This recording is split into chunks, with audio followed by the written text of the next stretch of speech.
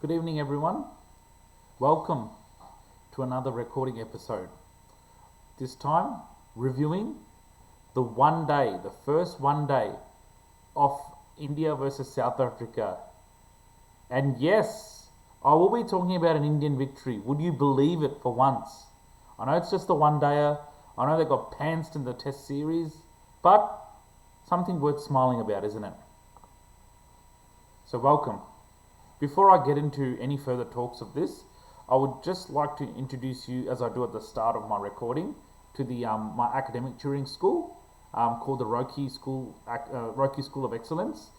It's an academic school run by my wife and I, where we offer group, individual, and group tutoring for years 5 to 12 mathematics, as well as tutoring for jazz drumming, South Indian classical drums, and octopad, which is an electronic percussion instrument. Okay, enrollments are open, so if you're interested, or if you know of anyone who's interested, please contact us. My wife looks after the enrollment and admin side of things, whilst I look after the teaching syllabus and the fees side of things. Okay, wow, would you believe it? What a fantastic performance! What an absolute fantastic performance, wasn't it? Okay. And let's get into it, yeah? So I'm going to just pull up the results and let's do a deep analysis into it, yeah? So that one. So, as we can see here, what a comprehensive win by Team India. Okay, they were sent in to bat by South Africa. Not a bad decision by South Africa. If you look at the scores, it was a very marginal loss, okay? I thought, and look, I'm not surprised because it was a much stronger team than the test match. And look, you just need to see names like Rohit Sharma, Virat Kohli, who else? Washington Sundar, Rahul, Ravi Jadeja, a bit of experience to help the batting lineup. Because if you compare that to the test, you could really feel the vibes of inexperience versus experience as governed by the final results. Okay?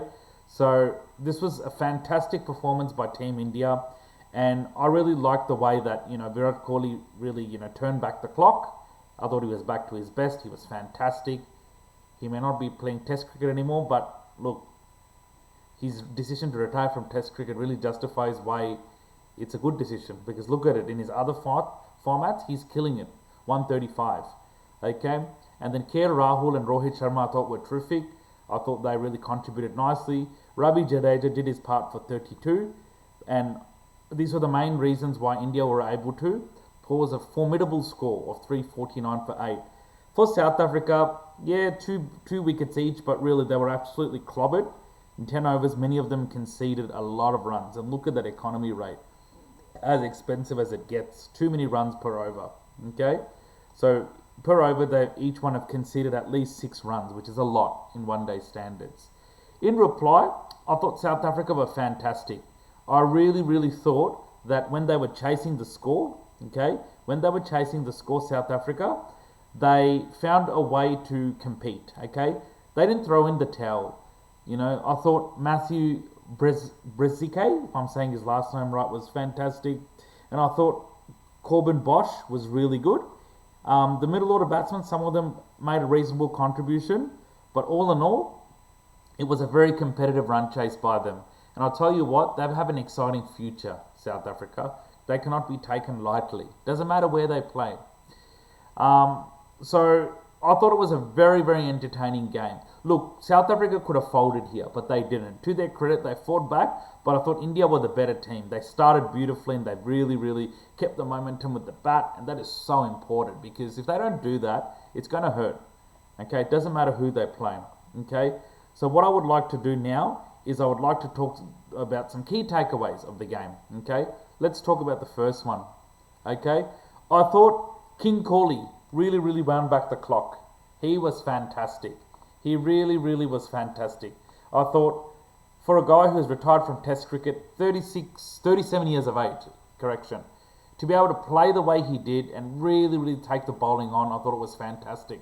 Because if you look at South Africa's bowling, they can't be taken lightly. They can't be taken lightly at all. Because, we saw what they did in the Test match. We saw how they annihilated India, isn't it?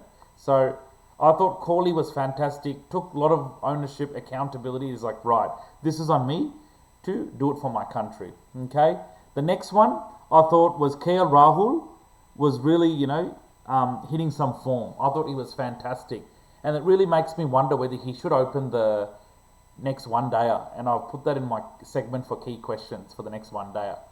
Okay, so I thought KL Rahul was fantastic. And then India's pace bowlers really, really set the tone. I thought if you saw that scoreline just before, Harshdeep Singh and Harshit Rana really, really set the ball going with the bowling. And then it was topped off with some splendid bowling by Washington Sundar and also Kuldeep Yadav. Kuldeep Yadav especially, pick of the bowlers. I thought he was fantastic with the 4 wickets. Okay, really, really, really, really fantastic effort by Kuldeep Yadav. Okay, and then the next one is for this one is India's pace bowlers set the tone. Kuldeep Yadav, could he be the next Ravi Ashwin? Could he? Could he be the next Ravi Ashwin with the ball? Maybe. 30 years of age. I'm not just saying that statement because of his bowling figures in this game.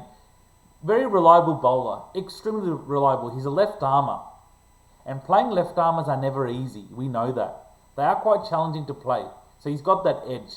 Has a beautiful bowling action, good flight of the ball, and dips it into the batsman, which can be very, very deceptive. So could he be the new Ravi Ashwin? Who knows? Wouldn't hurt to ask that question.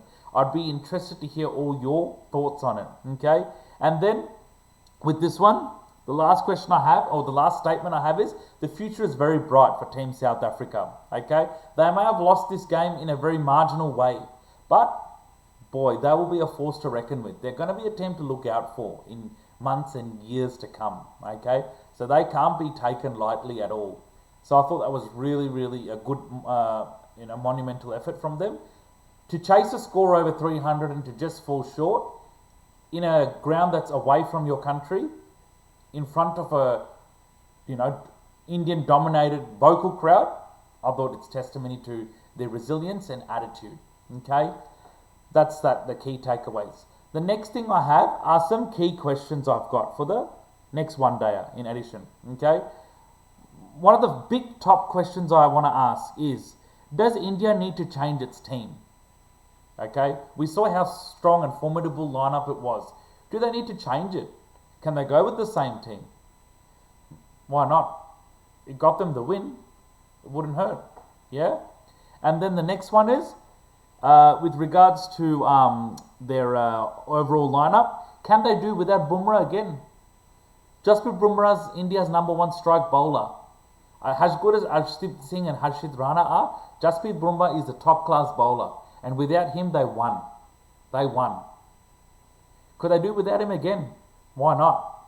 But if he's there, it adds a little extra depth to the side, to the bowling, and that weapon image to the Indian bowling lineup.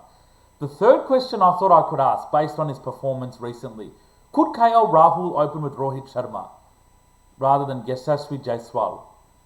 No disrespect to the young kid, Jaiswal, but I thought it wouldn't hurt to have some experience open the batting. Rohit Sharma and KL Rahul are over 30 years of age. Both are very seasoned and experienced players. Why not? Why not try that and see what happens? Maybe put Yashasvi Jaiswal in one drop, or maybe put him in the middle order. Doesn't hurt. It reminds me of when Sourav Ganguly was the captain for India. If you see that opening batsman, it was never the consistent. It either used to be Tendulkar Sehwag, or it used to be Sehwag and Ganguly sometimes. And VVS Lakshman will come sometimes #3. He could even come #4, or he could put Dravid #3. So that little bit of experimental approach, I don't think it hurts here. It's not going to cost you anything. So let's see what really happens, yeah? So these are the key questions that I have to preview for next one-day game. The next one-day game is this Wednesday, I think at 7 p.m, Melbourne, Australia time. So I'm really, really looking forward to seeing what they can do. Okay, this will be a really, really fascinating contest. South Africa will be out to try and prove a point. Okay, so it's going to be a really, really fascinating thing. Expect a fight back from South Africa. Okay, it's going to be a very, very intense contest.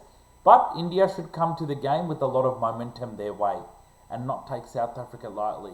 South Africa are a comeback team. They've got a good future. And they might stick with this team in the next one day just to try and see if they can bounce back after losing in a very tight contest, to be very honest. Okay, so I'll leave it there, guys. That's the end of my review of yesterday's game and preview of Wednesday's game. My next video will be reviewing the second one day and previewing the third one day up. Hopefully talking about a victory of the second one day. And yeah, and there'll be more content to come about the upcoming Ashes test matches, so please stay tuned for that. And yeah, take care, guys. Have a fantastic rest of the week. Stay warm. It's meant to be summer, the first day of summer in Australia, and it's really chill. So God knows, as inconsistent as the weather is, eh? Anyway, have a good night, and I'll speak soon. Bye-bye.